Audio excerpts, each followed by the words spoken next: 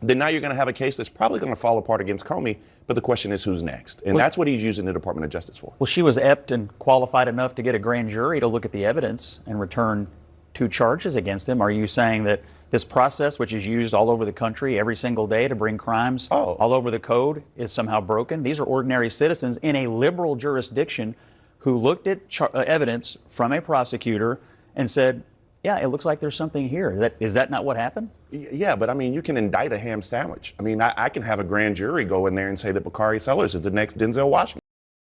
In today's video, Bakari Sellers destroys Scott Jennings on State of the Union. The debate explodes as they clash over Trump's alleged weaponization of the Department of Justice. Scott defends Trump's actions, but Bakari fires back with facts, exposing the hypocrisy and warning how political revenge is eroding America's justice system. As Scott tries to justify it, Bakari shuts him down, reminding everyone that no president has ever gone this far to target opponents. So let's dive in and watch how Bakari Sellers shuts down Scott Jennings on State of the Union. And the era of government weaponization is over, or is it? My panel's here to discuss. Bakari, is the government, it never again will the immense power of the state be weaponized to persecute political opponents, President Trump said when he was inaugurated. Is he keeping his word? I think most Americans would agree. I mean, that weaponization is now the central focus of the Department of Justice. It's not keeping us safe. It's not keeping Americans safe. It's not going after or prosecuting drug traffickers or all these other things. It's literally an arm of Donald Trump prosecuting his enemies. And not only that, but we can see what happened in Virginia in the Comey case, because he had someone who did not find probable cause. He literally got rid of his own U.S. attorney and put somebody who, I mean, is just simply inept and unqualified to actually have that job. We've talked about DEI hires forever, but she is so inept and so unqualified to be the U.S. attorney. Then now you're going to have a case that's probably going to fall apart against Comey. But the question is, who's next? And that's what he's using the Department of Justice for. Well, she was apt and qualified enough to get a grand jury to look at the evidence and return 2 charges against him. Are you saying that this process, which is used all over the country every single day to bring crimes all over the code, is somehow broken? These are ordinary citizens in a liberal jurisdiction who looked at evidence from a prosecutor and said, yeah, it looks like there's something here. Is that not what happened? Yeah, but I mean, you can indict a ham sandwich. I mean, I can have a grand jury go in there and say that Bakari Sellers is the next Denzel Washington. I mean, that is just the way the process works. I don't think you could find a grand jury that would do that. How is this landing with voters, do you think? So this is the sort of thing where right now there are issues like cost of living, things that are affecting people's pocketbooks that are so much higher up on the list. It is true that for Democrats, issues like threats to democracy, worries about is our system hanging together properly, are the top issue for them. But right now for political independents, something like this is probably potentially troubling. But Republicans can say, hey, look, as soon as Donald Trump was indicted in New York on what they felt were pretty ticky-tack charges back then, this is just another chapter in a story tale as old as time. You can really see Bakari holding his ground here, and honestly, he's absolutely right to question the entire narrative that Trump never weaponized the Justice Department. The evidence speaks for itself. Trump repeatedly replaced prosecutors who didn't deliver the results he wanted. That's not the pursuit of justice or accountability. That's the manipulation of power for personal and political gain. When Scott tries to defend it by pointing to the concept of grand juries, it might sound fair on paper, but anyone who understands how the system works knows that grand juries only see what the prosecutors present to them. If the evidence is framed with bias or the narrative is controlled, you can easily shape the outcome. That's not justice, that's strategy disguised as legality.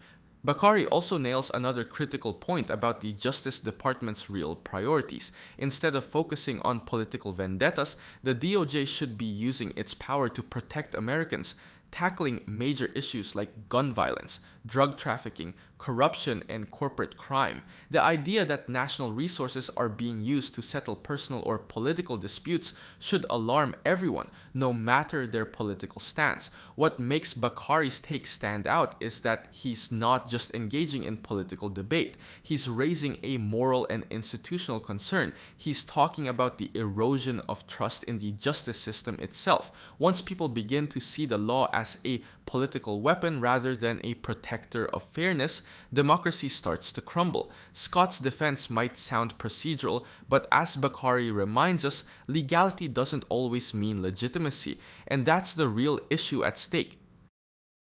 So let's just bring up this graphic here of Trump retaliation. Here are just some of Trump's political opponents. Former FBI Director James Comey has been indicted.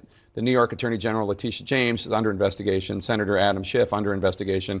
Former Special Counsel Jack Smith under investigation. Former National Security Advisor John Bolton under investigation, and we do expect there will be charges filed. Retired General Mark Milley under investigation. Former CIA Director John Brennan under investigation. Former CISA Director Chris Krebs under investigation. Former DHS official Miles Taylor under investigation.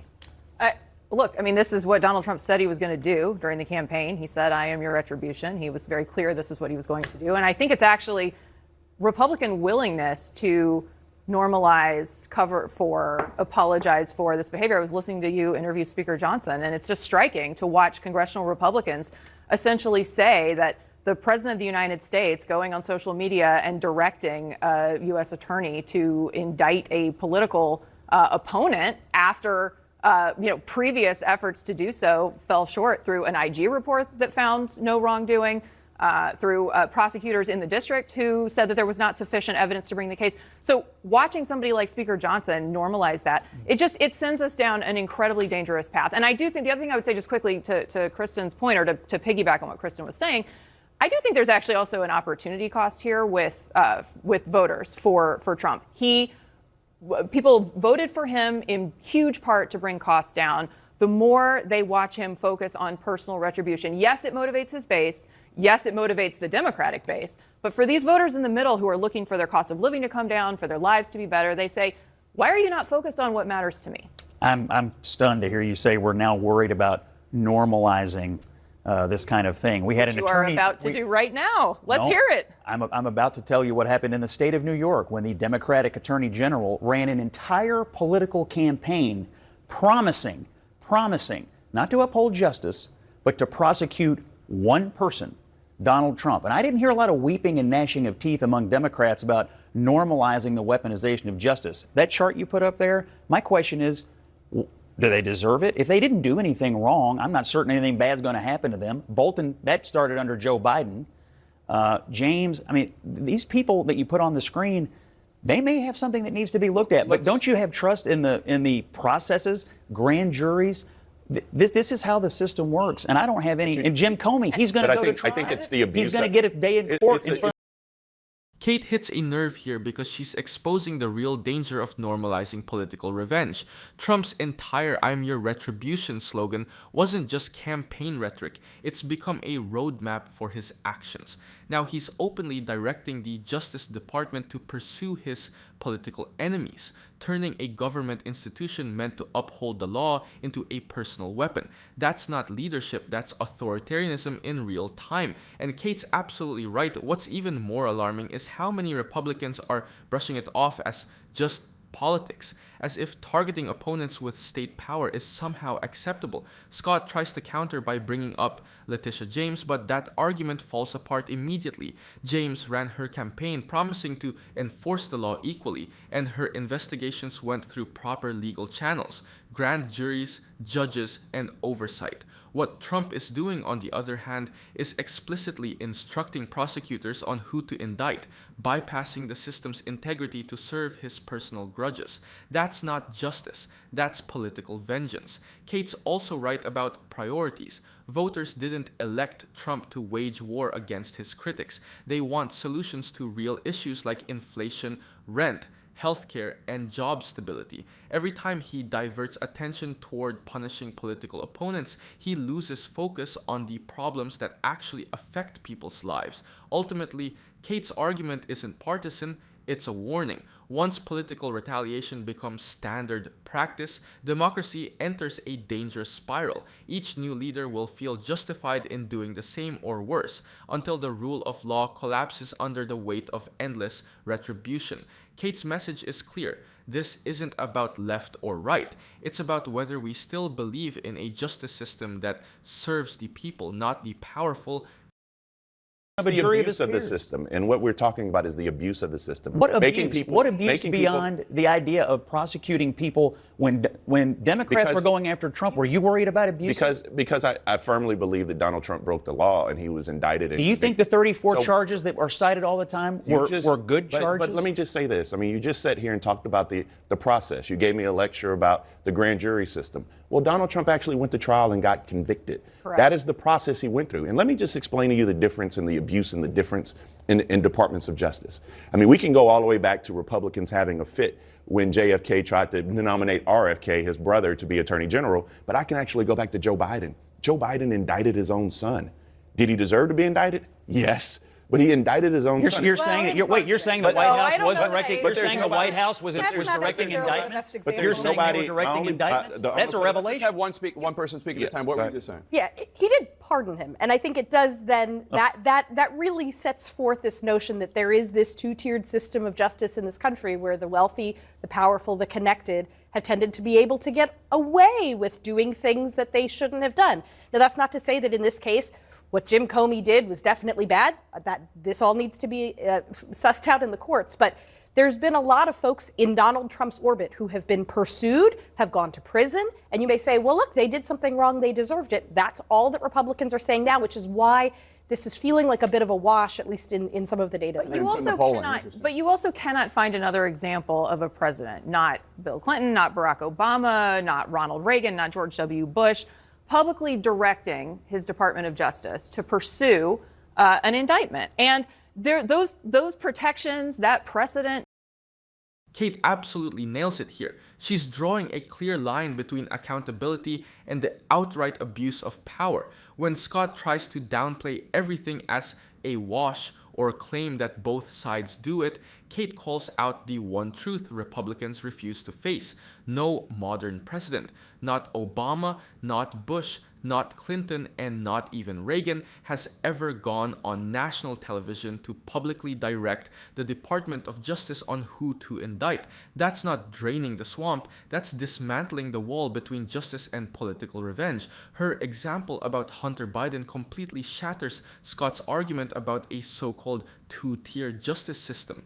Biden didn't step in to protect his son. He allowed the DOJ to carry out its duties independently, even at significant political cost. That's a hard example of integrity, showing how the justice system should function when leaders respect its autonomy.